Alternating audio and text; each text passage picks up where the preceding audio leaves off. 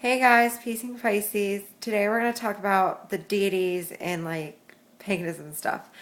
Um, Now, if you're not pagan, you can like worship your own gods that you have in your religion. But if you're pagan, most pagans choose the gods and goddesses that they worship or pray to or call forth when they do spells are from the gods and goddesses that you see in myths. The four main ones kind of are the Greek slash Roman or whatever, um, the Norse, the Irish and Welsh, and the Egyptian. And so all the gods and goddesses that are in those myths all bring forth a certain energy. And when you call forth them, you're going to get that certain energy in return. But they're based upon different cultures. So, like Hades and Ariwan, they're both like ruler of the underworld or whatever, but they're kind of like different in a way because Ariwan is from the Norse. I'm sorry, and I don't think he deals with wealth like how Hades does, but yeah. So, and then you also have Freya and Aphrodite, and they're both love, and they're from different yeah. And then you have Odin and Zeus, and Odin is from the Norse and Zeus is from Greek. And they're both ruler of the gods. But yet Odin is more like wise and picture him as like an older person or whatever. And Zeus is like an older person, I think, or something like that. But he's kind of more along the lines of weather. And it's just they're very different. And but now when you do work with the deities, you're usually going to find a certain group that you like to work with better than the other groups.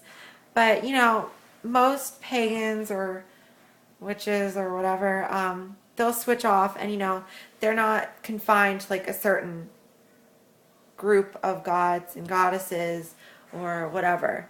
So you can switch off all you like, but just usually people like to work with a certain group because they feel more comfortable with that and they have a certain connection with it.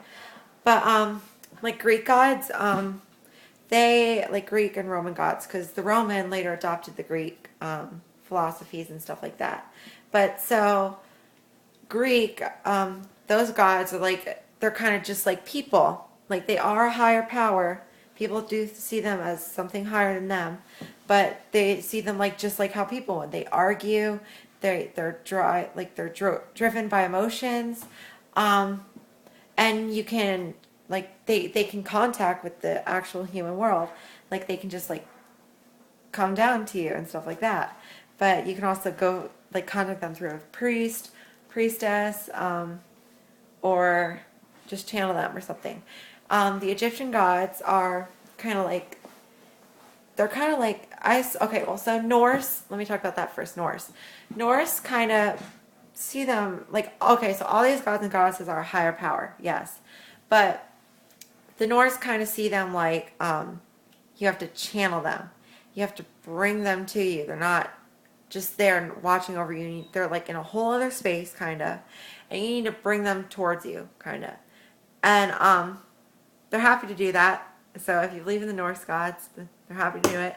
Um, like, okay, so then you have the Egyptian gods, and I kind of see them the halfway point from like the Greek and the Norse, because Norse you have to channel them, and Greek they can just make contact with you. But the Egyptian gods,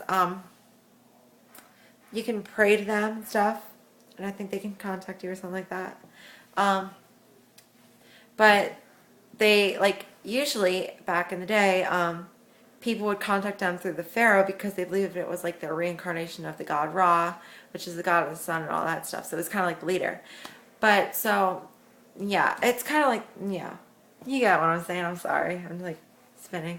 And then you have the Irish and Welsh gods, and they're kind of like the first myths I think that ever arose, and like so people really don't know much about them, but they follow the same guidelines and they give the same energies. They're the same deities just from a different place.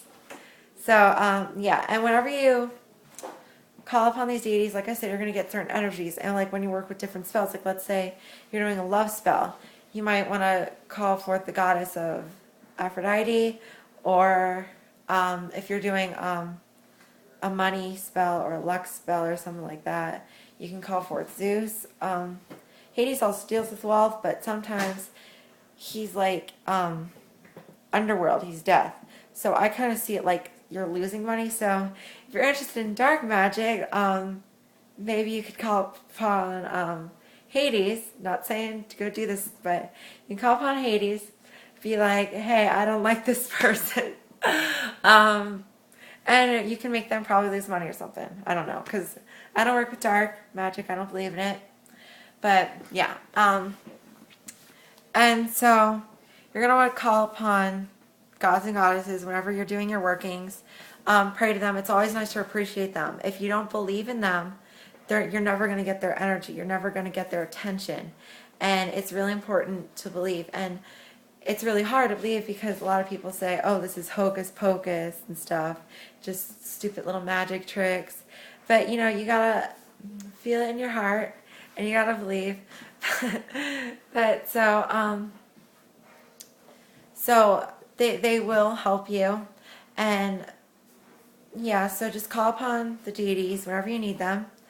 And so whenever you do your magical workings or whatever, they're always there for you. And yeah. Okay, so if you have any questions, comment or inbox me and I'll answer them if I can. And if you have any questions about a specific god or goddess, I'll be happy to look them up for you or just for my own knowledge and I'll answer them. Okay, bye you guys.